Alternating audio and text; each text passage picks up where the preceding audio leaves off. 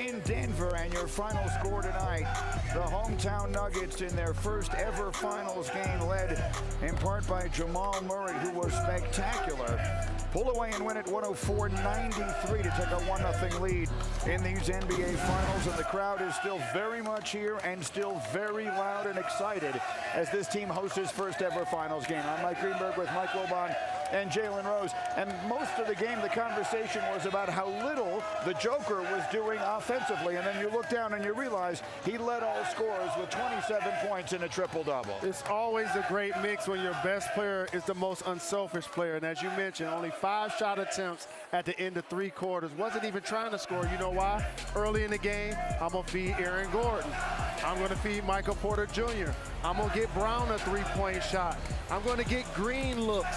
And then in the 4th quarter, when Miami goes zone and they make a run, I decide to score now against the zone. I decide to impose my will offensively. It was a masterful performance by a guy who was the final pick during All-Star weekend amongst the players. Don't think he didn't take that personal.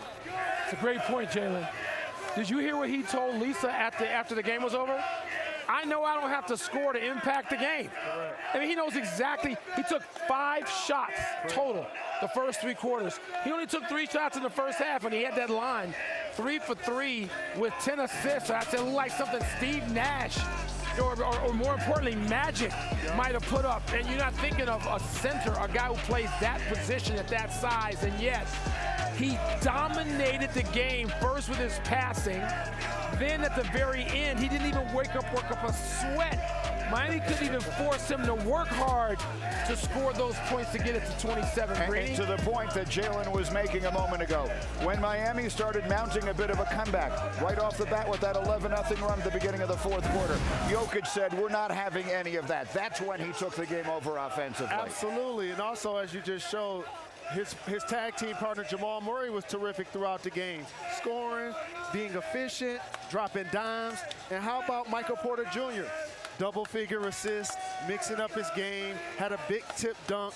They excited this crowd. It was a dominating performance. And it was more than the score indicated. Early on, they go to Aaron Gordon, who takes advantage of every physical mismatch for about, what, Jalen, 6 or 7 possessions? Correct.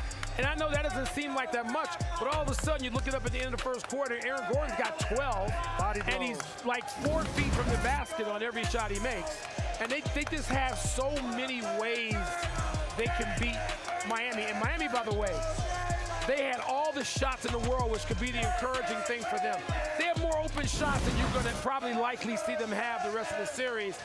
But they look small, Jalen. They look small defensively out there against So let's dive into the Miami side of this, shall we? Caleb Martin, Max Strus, and Duncan Robinson, each of whom had magnificent moments in that Eastern Conference Finals, combined to shoot 2 of 23 in this game. And as a team, the Heat only attempted 2 free throws in this game, which is an NBA Finals record for the fewest ever. I guarantee you the first thing Eric Spoelstra and his staff is talking to his team about is playing with more force. And that's defensively, but that's also the free throw stat you just talked about. In particular, a guy like Jimmy Butler, who's made a career of driving to the basket, gaining contact. Gabe Vincent showed up offensively. Highsmith is going to be a player now that brings him more athleticism, Greeny. I anticipate he's going to get more minutes. Bam Adebayo was scoring the basketball. But game 2 has to be about Jimmy Butler. We came into this game and we talked about who had a better playoff series so far, the Joker or Jimmy. We all said the Joker. It played out today. They're going to need a big Jimmy game in game 2. Miami went Boston tonight. They went Celtic. They just settled for easy. No, they got to play. You know, Pat Riley, one of his favorite words is force, like Jalen just said. Exactly. And you know the Eric Spoelstra is going to talk to. They can't do that. Right. They have to realize that they need more productivity, and that usually starts with Jimmy Butler's aggression. So if he starts off that way, and Jimmy will say that, he knows he's got to be more assertive, and he can't just, what do you have, 14 shots?